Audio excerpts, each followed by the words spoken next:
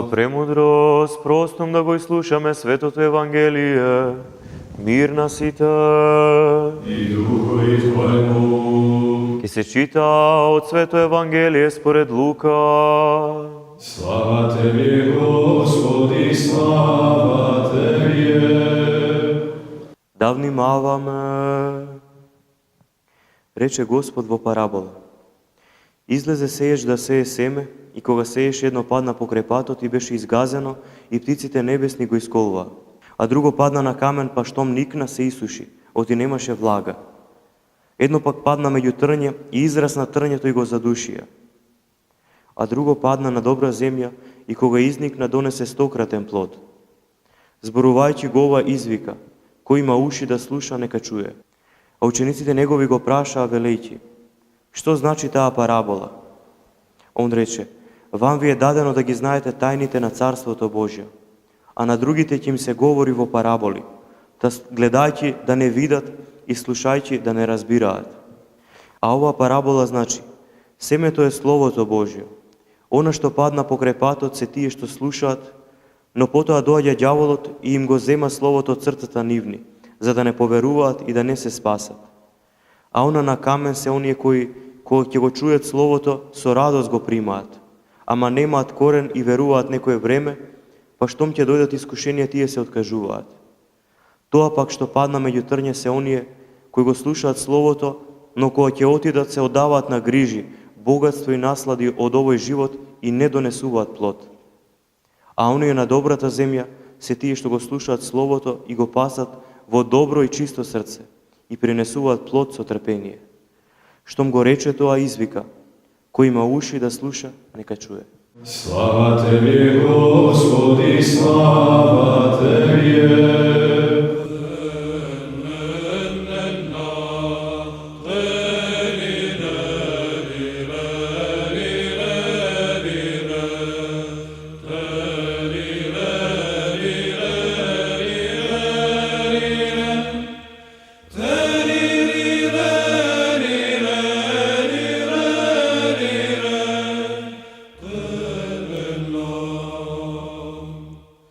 Отец благослови. Господ, Дали Бог ги дели луѓето на привилегирани и отфрлени кога ги раздава своите дарови?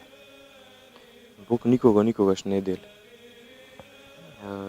Не е во неговата природа и во неговата суштина. Ние претходно зборувавме дека Бог е љубов и е непроменлив. А философијата на расцепкувањето и разделувањето е само демонска философија. А во тој смисол Бог никогаш никого не дели. Но поентата е во тоа што ние како го градиме својот карактер, како го изградуваме својот живот, се ставаме далеку или близу до Бога. Инаку он секогаш е тука, некаде до нас и, како што велат светите отци, и во нас, што е многу важно. Но за да се оствари таа близина со Бога, односно сите да имаат дарови, треба ние нашиот дел да си го завршиме. Тоа е како секогаш, ако треба да завршиме некоја школа, ние однапред велиме школото не е потребно, веќе не важи во овој свет, а може преку некое време да дојде човек да не повика за работно место со таква и таква спецификација за школото, а ние да не можеме да одговориме. И тогаш секако он не може да ни довери некоја функција. Значи сме испуштиле можноста да го работиме она што може би го сакале. Значи, делбата сами ја правиме. Од нас зависи таа делба. Односно од нашиот труд и одговор према Бога. Какви категории луѓето креираат со своето однесување? Во параболата сите можеме да се препознаеме, претпоставуваме. Има луѓе кои што ќе влезат в црква, ќе слушнат хорско пеење, ќе ги погледнат иконите, уредувањето на храмот, самата служба ќе ја перцепираат и ќе бидат воодушевени од тоа. Меѓутоа, веднаш што излегуваат од храм, веќе забораваат на Бога. И за таквите верата наша представува само една традиција. односно еден фолклор со кој што ќе се пофалиме, дека го имаме и дека сме го наследили од нашите стари. И тие луѓе ќе речат, да, сите религии се добри, се е морално, се е вред, сите учат едно исто. Меѓутоа, Бог од нас, Христос, бара малку поголема конкретност. Затоа не може човек, ако сака да биде христијанин, да оди в црква и по други верски објекти. Не може човек кој што сака да биде верен на Бога и послушен, да доаѓа во храм на молитва, да се причестува, а од друга страна да оди кај бајачи и гатачи, кои што само лаги кажуваат, измислени од себе и од демоните кои што им кажуваат. Таква двојба не е возможна. Меѓутоа, луѓето кои што површно ја сваќаат верата, и ова им функционира. А тој рече, тие се како семе покрај патот. Брго доаѓаат птиците небесни, односно ѓаволот доаѓа, им го одзема словото и верата, она жива вера што треба да ги спаси. Втора група луѓе се оние кои што и онаа рајска радост ја имаат почувствувано за време на молитва. Односно, се имаат доближено некако до Бога и Бог до нив.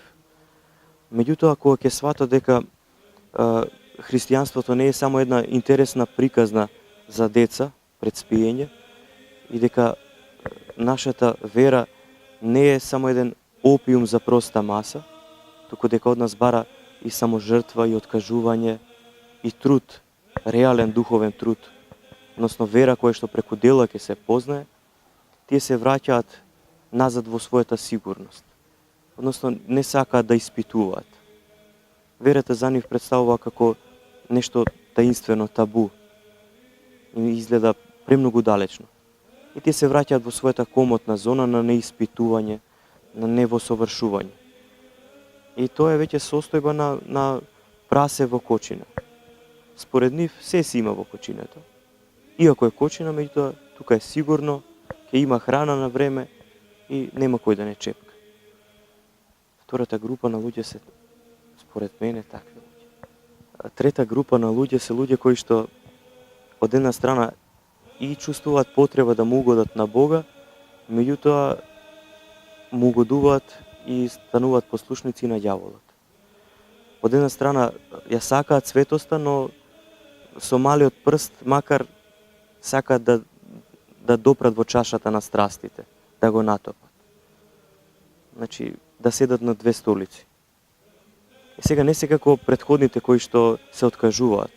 Меѓутоа за овие вели Бог дека не даваат плод. Се трудат, меѓутоа не даваат никаков духовен плод. Ниту пак можат да почувствуваат некаква близина на Бога. А дрво што не дава плод се сече. Тие се како една кола која што е во лер, троши гориво, меѓутоа не оди никаде, односно е непродуктивно. И сега можеме да ја поставиме онаа морална дилема, дали целта ги оправдува средствата, дали можеме да градиме јавни куќи, а при тоа да градиме од тие пари да правиме цркви или да даваме милостиња. Односно, дали може малку и од тоа да се спои и да излезе нешто добро. Или друго прашање, дали постои добронамерно оговарање. Значи, сите тие дилеми се многу јасни. Добро само на добар начин е извршено. Тогаш, кој орган е способен да ги открие овие нијанси на вистина и невистина? Па човекот функционира со умот и со срцето. Меѓутоа, секако најприродна состојба за да може да препознае вистина, односно да разликува вистина од невистина, му е срцето негово, а не умот. Затоа што умот знае да искалкулира. Дали е во наша корист тоа што ќе го правиме или пак не. Христос рече, доколку не се вратите и не бидете како деца, не можете да влезете во Царство Небесно. И сега за тоа враќање кон детското, односно кон она природното, јас ќе пробам пример еден да наведам. Сите оние кои што одат на соло пеење да учат, професорите прво нешто што ги учат е да дишат и да пеат на диафрагма, односно не со плуќа. затоа што луѓето имаат мал капацитет. А ако погледнете едно бебе кое што може цел ден и цела ноќ да плаче и да не засипне, ќе сватите дека тоа веќе го има природното дишење од диафрагма, онака како што Бог го создаде. Веќе како почнуваме да размислуваме и со умот да ги сваќаме работите, природното го менуваме. И тогаш, кој сака повторно да може да пее цел ден и цела ноќ, а да не засипне, треба да се врати на оно природното, на дишење на диафрагма. Во таа смисла, сите ние треба она што во детството го имаме чувствувано како правда, како љубов, како искреност, да го разбудиме повторно. А тоа се случува во срцето. И тоа ги праќа највистинитите сигнали. Тоа е она кој што комуницира со другите луѓе, не нашиот ум. Нашиот ум може да креира некаква слика за нас, некаков идол и така да се представуваме пред луѓето. Меѓутоа срцето е она кој што и енергијата на зборот и топлината на зборот ја дава, за да можеме најдобро да се разбереме со луѓето, некогаш и со малку зборови. Затоа Христос вели, во добро и чисто срце се чуваат даровите кои што Бог ги дава и со трпение тие се надградува. Што значи дека оној кој што го очистува срцето, а при тоа не само што го очистува, туку и прави добри дела, наликува на добро дрво кое што својот плод го дава навреме и чиј лист не вене и во се што прави напреднува. Така само пејачот Давид во првиот псалм вели за човек кој што го чува чисто срцето и при тоа прави добри дела. И како што рече Христос, кој има уши и желба за жив живот, нека слушне и нека се спаси. Амин.